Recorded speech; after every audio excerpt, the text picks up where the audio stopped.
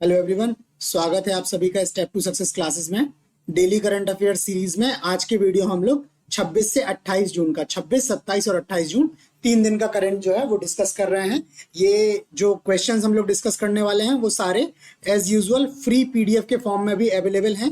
ये Telegram group का user name दिया हुआ है। इसके अलावा वीडियो डिस्क्रिप्शन में भी टेलीग्राम का यूजर नेम दिया हुआ है, वहां से आप ये ग्रुप ज्वाइन करके ये फ्री पीडीएफ वहां से ले सकते हैं। इसके अलावा आपको अगर कोई क्वेरी है, आपका कोई सजेशन है, कोई क्वेश्चन है, वो आप हमें ईमेल करके अथवा इस वीडियो पे कमेंट करके आप हमसे वो क्वेश्चन वगैरह अपनी क्वेरी रेज कर सकते हैं। ठीक है, पूरी कोशिश करेंगे कि आपकी क्वेरी को रिजॉल्व कर दिया जाए। ठीक है, तो स्टार्ट करते हैं आज के पहले क्वेश्चन से। पहला क्वेश्चन है आज का, विश्व बैंक ने भारत में तकनीकी शिक्षा की गुणवत्ता में सुधार के लिए कितने मिलियन डॉलर के ऋण को मंजूरी दी है। ठीक है, ये स्पेसिफिक किसी वर्क के लिए जो है वो लोन दिया गया है। ये किसके लिए? तकनीकी शिक्षा में गुणवत्ता में सुधार के लिए।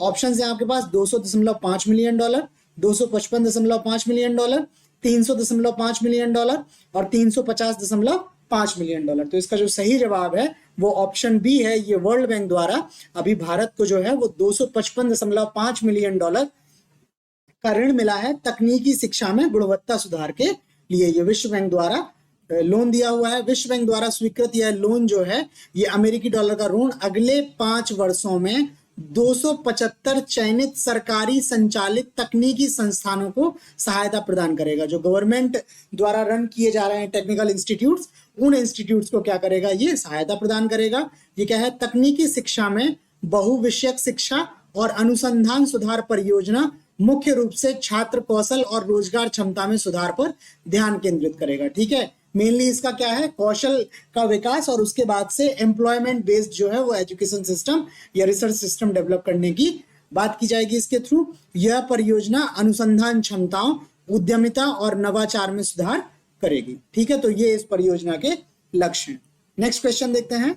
नेक्स्ट क्वेश्चन है, हाल ही में किस देश का सर्वोच्च नागरिक पुरस्कार ऑर्डर ऑफ द नाइल, ठीक है, पुरस्कार का नाम है ऑर्डर ऑफ द नाइल, प्रधानमंत्री मोदी जी को प्रदान किया गया है? आपको उस देश का नाम बताना है। ऑप्शन है अमेरिका, जापान, मिस्र और ऑस्ट्रेलिया। तो इसका जो सही जवाब है, ये जो पुरस्कार है ये मिस्र देश का है। ऑर्डर ऑफ द नाइल जो है वो मिस्र देश का है। नाइल या नील नदी जो है वो मिस्र से गुजरती है, उसी के नाम पर ये ऑर्डर ऑफ द नाइल इन्होंने पुरस्कार जो है रखा हुआ है। ये 25 जून को प्रधानमंत्री नरेंद्र मोदी को मिस्र के जो राष्ट्रपति हैं महामहिम श्री अब्देल फतह अल सीसी, ठीक है, यहाँ इंपॉर्टेंट फैक्ट ये है कि ये राष्ट्रपति हैं और राष्ट्रपति का नाम क्या है? श्री अब्देल फतह अल सीसी। इन्होंने काहिरा में आयोजित एक विशेष समारोह में इस पुरस्कार से सम्मानित किया गया है। ठीक है, प्रधानमंत्री जो नरेंद्र मोदी जी हैं यह पुरस्कार पाने वाले पहले भारतीय हैं। ठीक, इस पुरस्कार की जो स्थापना की गई थी वर्ष 1915 में की गई थी और यह उन राष्ट्राध्यक्षों, राजकुमारों और उपराष्ट्रपतियों को प्रदान किया जाता है जो मिस्र अथवा मानवता को अमूल्य सेवाएं प्रदान करते हैं। या तो मिस्र को या मानवता से संबंधित जो है अमूल्य सेवाएं प्रदान करते हैं, उनको ये दिया जाता है। अभी मोदी जी जो है अमेरिका यात्रा पर गए थे और वहां से फिर मिस्र यात्रा पे थे, तो उसी समय ये पुरस्कार उनको वहां के राष्ट्रपति द्वारा दिया गया है। नेक्स्ट क्वेश्चन देखते हैं। नेक्स्ट क्वेश्चन है, हाल ही में कौन से फुटबॉलर 200 अंतरराष्ट्रीय मैच खेलने वाले पहले पुरुष खिलाड़ी बने हुए हैं? ऑप्शन है आपके पास लियोनस मेसी, कलियन एम्बापे, अली डेई और क्रिस्टियानो रोनाल्डो। तो इसका जो सही जवाब है आपका ऑप्शन डी है। ये क्रिस्टियानो रोनाल्डो जो हैं ये 200 अंतरराष्ट्रीय मैच खेलने वाले पहले पुरुष जो है फुटबॉलर बन गए हैं। ठीक है, ये क्या है? अपने डेब्यू के लगभग 20 साल बाद पुर्तगाल के लिए 200 मैच खेलने के लिए गिनीज वर्ल्ड रिकॉर्ड्स द्वारा इनको सम्मानित किया गया है। 20 जून को वह यूरोपीय चैंपियनशिप क्वालिफाइंग में आइसलैंड के खिलाफ इस मील के पत्थर तक पहुंचे। ये इनका जो 200वां मैच था वो क्या था? यूरोपीय चैंपियनशिप क्वालिफाइंग में इन्होंने आइसलैंड के विरुद्ध ये खेला हुआ है। ये पुर्तगाल की तरफ से खेलते हैं। मार्च में लिंक टेस्टिन के खिलाफ पुर्तगाल के मैच के दौरान रोनाल्डो ने 196 अंतरराष्ट्रीय प्रदर्शनों के पिछले रिकॉर्ड धारक कुवैत के बद्र अल मुतावा को पीछे छोड़ दिया है।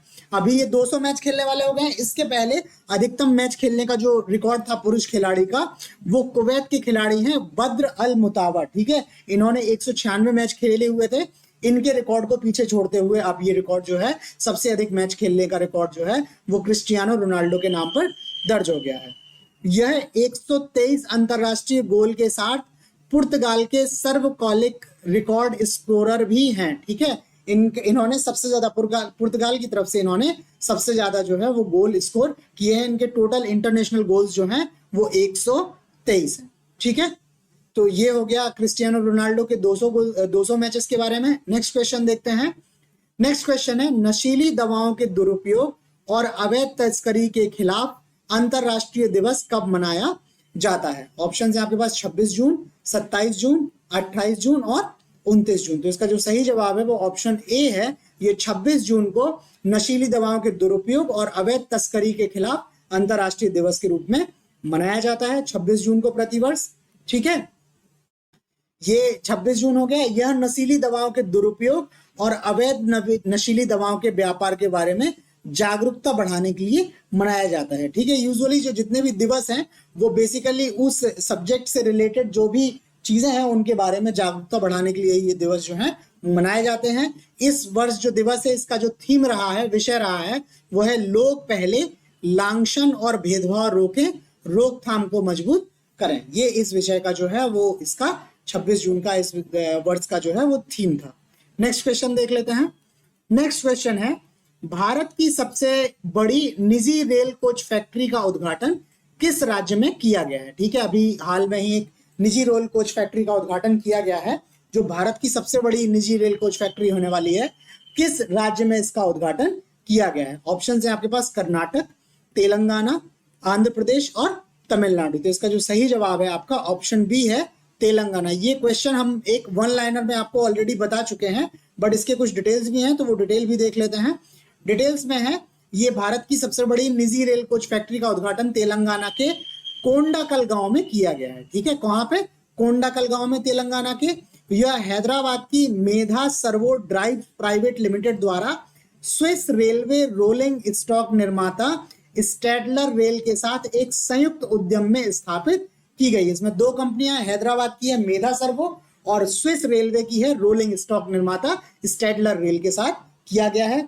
इसकी जो वार्षिक उत्पादन क्षमता है वो 500 कोच और 50 लोकोमोटिव है। ये लोकोमोटिव रेल के जो इंजन होते हैं उनको बोला जाता है।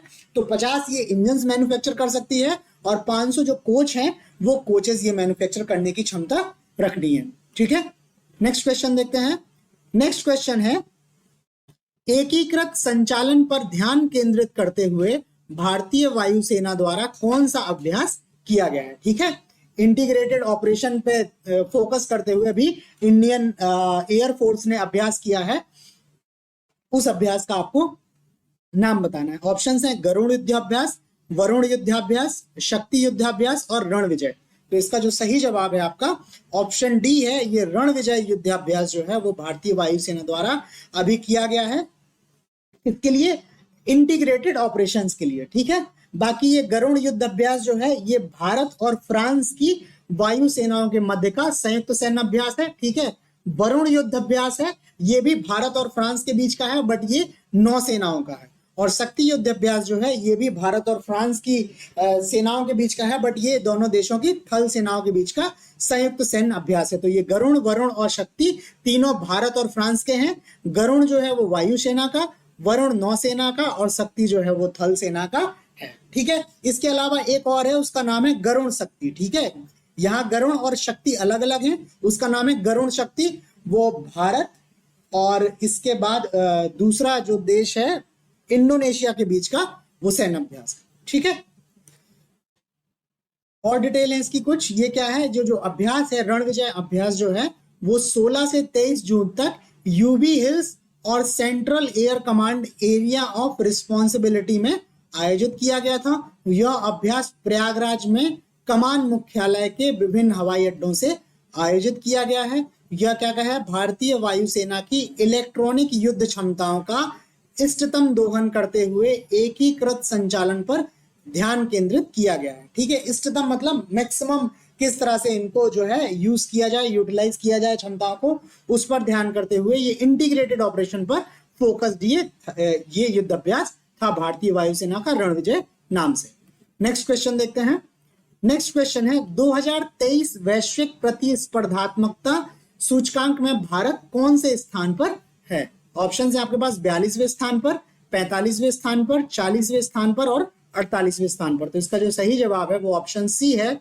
भारत इस वर्ष जो है वो वैश्विक प्रतिस्पर्धात्मकता सूचकांक में 40वें स्थान पर पहुंच गया है। पहले ये 43वें स्थान पर होता था, ये 3 अंक फिसलकर 40वें स्थान पर पहुंच गया है। ये जो सूचकांक जारी किया है ये international institute for management development ने प्रकाशित किया है। इसमें 64 देशों की सूची है जिसमें डेनमार्क, आयरलैंड और स्विट्जरलैंड जो है वो शीर्ष 3 स्थानों पर है। मतलब फर्स्ट पर डेनमार्क है, सेकंड पे आयरलैंड है और स्विट्जरलैंड थर्ड पे है। 5 रैंकिंग में सिंगापुर जो है वो चौथे पे, नीदरलैंड जो है वो 5वें स्थान पर है। जबकि भारत क्या है 3 स्थान गिरकर 40वें स्थान पर आया है। यह लगातार 3 वर्षों तक 43वें स्थान पर था। मतलब 2022, 21 और 20 3 सालों से ये लगातार 43वें स्थान पर था। 2023 में ये गिरकर 40वें स्थान पर आ गया है। ठीक है, बाकी जो प्रतिस्पर्धात्मकता का मेजरमेंट किया है ये 4 फैक्टर्स पे बेस्ड है, 4 कारकों पर बेस्ड है, जिसमें है आपके आर्थिक प्रदर्शन, सरकारी दक्षता, व्यवसायिक कुशलता और आधारभूत संरचना। ठीक है, तो ये हो गया जो है वैश्विक प्रतिस्पर्धात्मकता सूचकांक जो है उसकी रैंकिंग के बारे में। नेक्स्ट क्वेश्चन देखते हैं। नेक्स्ट क्वेश्चन है हाल ही में नंदी पोर्टल का शुभारंभ किया गया है, यह किस क्षेत्र से संबंधित है? ऑप्शन है आपके पास चिकित्सा, शिक्षा, महिला सुरक्षा और रोजगार। तो ये नंदी पोर्टल जो है ये चिकित्सा क्षेत्र से संबंधित है। चिकित्सा क्षेत्र में भी ये पशु चिकित्सा से जो है संबंधित है ये पोर्टल। ये क्या है 26 जून को नंदी नई दवाओं और टीकाकरण प्रणाली के लिए एनओसी अनुमोदन का शुभारंभ किया गया है। इसका जो प्राथमिक लक्ष्य है वो पशु चिकित्सा उत्पाद प्रस्तावों की सुरक्षा, प्रभावकारिता और अनिवार्यता का आकलन और जांच करने की प्रक्रिया में क्या है तेजी लाना है, एक्सेलरेट करना है इन सारी प्रोसेसों को। ठीक है, इनकी सेफ्टी को, इनकी इफेक्टिवनेस को और इनकी नेसेसिटी के को क्या करना है, आइडेंटिफाई करना है, एसेस करना है इसको, और इसकी क्या है इसकी जांच करने की प्रक्रिया जो है प्रोसेस है उसको एक्सेलरेट करना है। ये इसका जो है वो लक्ष्य है। यह भारत को पशु चिकित्सा उत्पादों के लिए वैश्विक विनिर्माण केंद्र बनाने के लक्ष्य को प्राप्त करने में क्या है मदद करेगा। ये जो योजना स्टार्ट की गई है नंदी नाम से, ये भारत को क्या करेगा, मैन्युफैक्चरिंग हब बनाएगा पशु चिकित्सा उत्पादों के निर्माण में, उनकी दवाओं के निर्माण में, उनकी वैक्सीन के निर्माण में, टीकाओं के निर्माण में। पशु स्वास्थ्य में सुधार पर केंद्रित है ये, और इसका अनुसंधान और विकास को बढ़ावा देना भी इसका लक्ष्य है। इसके अलावा नंदी जो है वो टीकाओं की निर्बाध मंजूरी क्या करेगा, सुनिश्चित करेगा। ठीक है, नेक्स्ट क्वेश्चन देखते हैं। नेक्स्ट क्वेश्चन है हाल ही में किस शहर में 1000 साल पुरानी जैन मूर्तियां मिली हैं? 1000 साल पुरानी जैन मूर्तियां मिली हैं। ऑप्शन है आपके पास गया, हैदराबाद, औरंगाबाद और भागलपुर। तो इसका जो सही जवाब है आपका ऑप्शन बी है, हैदराबाद में अभी हाल में 1000 साल पुरानी करीब जैन मूर्तियां जो हैं वो मिली हैं हैदराबाद के बाहरी इलाके एनिकेपल्ली गांव में। ठीक है, एनिकेपल्ली गांव का नाम है। एक गांव में जैन तीर्थंकरों की मूर्तियां और शिलालेख वाले 2 वर्गाकार स्तंभ पाए गए हैं। ये 2 स्तंभ जो हैं इनमें एक ग्रेनाइट का है और दूसरा काले बेसाल्ट पत्थर का है। इसमें 4 जैन तीर्थंकर जो हैं उनके नाम है आदिनाथ, नेमिनाथ, पार्श्वनाथ और भगवान महावीर, या जिनको वर्धमान महावीर भी बोलते हैं। इनकी ध्यान मुद्रा में मूर्तियां बनी हुई हैं। स्तंभों को शीर्ष पर कीर्ति मुखों से सजाया गया है और दोनों स्लेबों पर तेलुगु कन्नड़ लिपि में कुछ ना कुछ लिखा हुआ है। ठीक है, इसके अलावा एक शिलालेख का जो दृश्य भाग है ये जैनना बसदी, एक मठ है जैनना बसदी नाम से, इससे संबंधित है, जो चिलुकुरु के पास राष्ट्रकूट और बेमुलावाड़ा चालुक्य के दौरान एक प्रमुख जैन केंद्र था। ठीक है, तो ये वहां से जैनना बसदी मठ से संबंधित एक शिलालेख दिखाई दे रहा है। ठीक है, नेक्स्ट क्वेश्चन देखते हैं। नेक्स्ट क्वेश्चन है 2011 से 2022 के बीच कितने लाख से अधिक भारतीयों ने अपनी नागरिकता छोड़ दी है। ठीक है, कितने भारतीय नागरिक थे जो अपनी नागरिकता त्याग दिए हैं और किसी अन्य देश की उन्होंने नागरिकता ले ली है। ऑप्शन है आपके पास 13 लाख, 15 लाख, 16 लाख और 18 लाख। तो इसका जो सही जवाब है आपका ऑप्शन सी है। करीब 16 लाख भारतीयों ने वर्ष 2011 से 2022 10 वर्ष के अंतराल में भारत की नागरिकता छोड़ के विदेशों की नागरिकता जो है वो ली है। ये जो एग्जैक्ट फिगर है वो 16 लाख भारतीयों ने नागरिकता और 70,000 भारतीयों ने क्या है पासपोर्ट छोड़ दिए हैं। सरेंडर किए गए इन पासपोर्टों में 90% से अधिक जो हैं वो सिर्फ 8 राज्यों से हैं, जिसमें गोवा, पंजाब, गुजरात, महाराष्ट्र, केरल, तमिलनाडु, नई दिल्ली और चंडीगढ़। ये राज्य 8 जो हैं जहां से 90% से अधिक लोग हैं जिन्होंने भारतीय नागरिकता त्याग की है। विदेश मंत्रालय ने बताया कि कुल सरेंडर किए गए पासपोर्ट 69,303 में 40% से अधिक गोवा के थे। ठीक है, पासपोर्ट सरेंडर करने में गोवा जो है वो शीर्ष स्थान पे है। ठीक, गोवा से सबसे ज्यादा पासपोर्ट सरेंडर हुए हैं। ठीक, इसके अलावा सबसे ज्यादा पासपोर्ट सरेंडर करने वालों की सूची में पंजाब जो है वो दूसरे स्थान पर आता है। सबसे पहले स्थान पर गोवा और दूसरे स्थान पर पंजाब आता है। भारतीय नागरिकता अधिनियम 1955, अभी भारत में जो नागरिकता जो डिफाइन होती है वो भारतीय नागरिकता अधिनियम 1955 के अनुसार डिफाइंड है। उसके अनुसार क्या है, भारतीय मूल के व्यक्तियों को दोहरी नागरिकता रखने की अनुमति नहीं है। मतलब एक भारतीय नागरिक है तो वो एकल नागरिकता अर्थात भारत की नागरिकता ही रखता है। अगर वो किसी अन्य देश की नागरिकता लेता है तो भारतीय नागरिकता उसकी स्वतः ही जो है वो समाप्त हो जाती है। इसके अलावा यदि भारतीय पासपोर्ट रखने वाला कोई व्यक्ति किसी दूसरे देश से पासपोर्ट प्राप्त करता है तो उसे अपना भारतीय पासपोर्ट सरेंडर करना होगा। ये नियम है। ठीक है, पासपोर्ट सरेंडर का। और बाकी नागरिकता अधिनियम के तहत अगर कोई भारतीय किसी दूसरे देश की नागरिकता ग्रहण कर लेता है तो वो क्या करेगा, अब भारत की नागरिकता को स्वतः ही वो उसकी खत समाप्त हो जाती है। नेक्स्ट क्वेश्चन देखते हैं। नेक्स्ट क्वेश्चन है द एशियन यूनिवर्सिटी रैंकिंग 2023 में कौन से भारतीय संस्थान को शीर्ष स्थान दिया गया है। अभी कुछ दिन पहले जो था वो इंटरनेशनल ग्लोबल लेवल पे थी, अब ये एशियन यूनिवर्सिटीज की रैंकिंग है। ऑप्शंस हैं आपके पास IISc Bangalore, JSS academy of higher education and research, Shoolini जैव प्रौद्योगिकी और प्रबंधन विज्ञान विद्यालय और महात्मा गांधी विश्वविद्यालय। तो इसका जो सही जवाब है वो ऑप्शन ए है। ये IISc बेंगलोर जो है ये भारतीय संस्थान है जिसको द एशियन यूनिवर्सिटी रैंकिंग में भारत में शीर्ष स्थान इसने प्राप्त किया है। एशियन यूनिवर्सिटी रैंकिंग में नहीं, रैंकिंग में भारत की तरफ से शीर्ष स्थान पर जो रहा है वो IISc बेंगलोर रहा है। ठीक है, ये जो रैंकिंग आई है ये Times Higher Education Asia University ranking 2023 में Indian Institute of Science IISc Bengaluru ने 48वीं रैंक हासिल की है। ठीक है, 48वीं रैंकिंग हासिल की है और ये 48वीं रैंक हासिल करने के साथ भारत में क्या है, शीर्ष स्थान पर है। ठीक, ये जो रैंकिंग की है इसमें पश्चिमी में तुर्की और पूर्व में जापान के बीच 31 क्षेत्रों के 669 विश्वविद्यालयों के लिए रैंकिंग जारी की गई थी। इसमें जो इंस्टीट्यूट शामिल है वो तुर्की से जापान के बीच में जो इंस्टीट्यूट आते हैं वो इंस्टीट्यूट शामिल है। लगभग 669 यूनिवर्सिटीज हैं जिनको शामिल करते हुए ये रैंकिंग जारी की है। इस रैंकिंग में सबसे टॉप जो नंबर इसको मिला है वो है सिंघुआ यूनिवर्सिटी, चीन की यूनिवर्सिटी है। सिंघुआ यूनिवर्सिटी ये शीर्ष स्थान पर है। दूसरे स्थान पर जो है वो फिर से चीन की यूनिवर्सिटी है, पेकिंग विश्वविद्यालय। तीसरे स्थान पर जो है वो है नेशनल यूनिवर्सिटी ऑफ सिंगापुर और चौथे स्थान पर जो है वो है यूनिवर्सिटी ऑफ हांगकांग। तो ये 4 शीर्ष संस्थान हैं जो इस रैंकिंग में पहले से चौथे स्थान पर रहे हैं। भारत के बारे में देख लेते हैं। भारत की ओर से शीर्ष स्थान जो मिला है वो भारतीय विज्ञान संस्थान बेंगलोर को मिला है, जबकि इसकी रैंकिंग इस एशियन यूनिवर्सिटी रैंकिंग में 48 है। फिर 68वें नंबर पे जो है वो JSS academy of higher education है। 77वें स्थान पर सूलिनी जैव प्रौद्योगिकी और प्रबंधन विज्ञान संस्थान है और 95वें स्थान पर महात्मा गांधी विश्वविद्यालय है। ठीक है, तो ये हो गया इस रैंकिंग के बारे में। आगे चलते हैं। आगे है 1 जुलाई 2023 से स्वच्छ सर्वेक्षण 2023 का कौन सा संस्करण शुरू होगा। ऑप्शन है 5वां संस्करण, 6वां संस्करण, 7वां संस्करण और 8वां संस्करण। तो इसका जो सही जवाब है वो ऑप्शन डी है।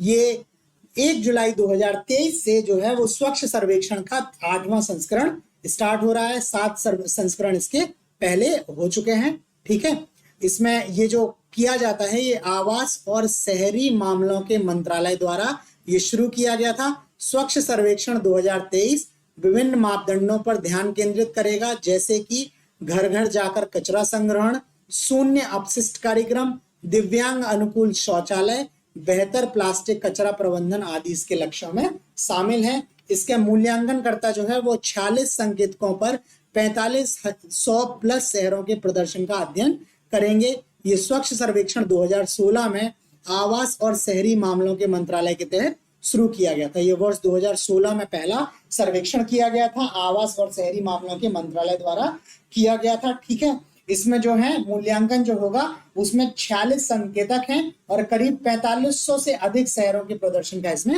आकलन किया जाएगा। पहला जो हुआ है वो 2016 में हुआ है, ये 2023 में जो है वो 8वां इसका सर्वेक्षण का संस्करण। ठीक है, नेक्स्ट क्वेश्चन है, हाल ही में कौन सा देश अमेरिका के बाद दूसरा सबसे बड़ा राजमार्ग नेटवर्क वाला देश बन गया है? सबसे ज्यादा highway, second largest number of highways वाला देश जो है नेटवर्क वाला कौन सा बन गया है? ऑप्शंस हैं भारत, जापान, रूस और चीन। तो इसका जो सही जवाब है वो ऑप्शन ए है। अमेरिका के बाद दूसरा सबसे बड़ा जो इसका ऑप्शन जो है वो ए है, भारत।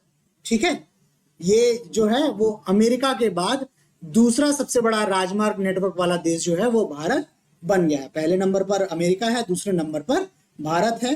ठीक है, भारत में करीब 1.45 लाख किलोमीटर राष्ट्रीय राजमार्गों का नेटवर्क अब संयुक्त राज्य अमेरिका के बाद दुनिया में दूसरा सबसे बड़ा नेटवर्क है। एक ये सी यहाँ गलत लिख गया है, ये ए होना चाहिए था। ठीक है, ये ए पे भारत लिखा हुआ है। ठीक है, भारत में जो राष्ट्रीय राजमार्गों का नेटवर्क है वो 1.45 लाख किलोमीटर का है। बाकी टोल जो कलेक्ट करते हैं, जो टोल टैक्स लगता है इन राष्ट्रीय राजमार्गों पर चलने पर, उसमें क्या है वित्त 2023 में बढ़कर इसका कलेक्शन कितना हो गया है? 41,342 करोड़। ठीक है, इतना टोल कलेक्ट किया है वर्ष 2023 में, फाइनेंशियल ईयर 2023 में। बाकी सरकार का जो लक्ष्य है वो वर्ष 2023 तक ये टोल रेवेन्यू को बढ़ा के 1,30,000 करोड़ रुपए तक ले जाने का लक्ष्य है सरकार का। ठीक है, तो ये क्वेश्चन हो गया। अब इसके बाद हमारे पास कुछ इंपॉर्टेंट फैक्ट्स हैं। इंपॉर्टेंट फैक्ट्स में एक अभी है स्थानीय प्रकाशकों के लिए, जो लोकल पब्लिशर्स हैं उनके लिए भारतीय भाषा कार्यक्रम का जो शुभारंभ किया गया है ये गूगल द्वारा किया गया है।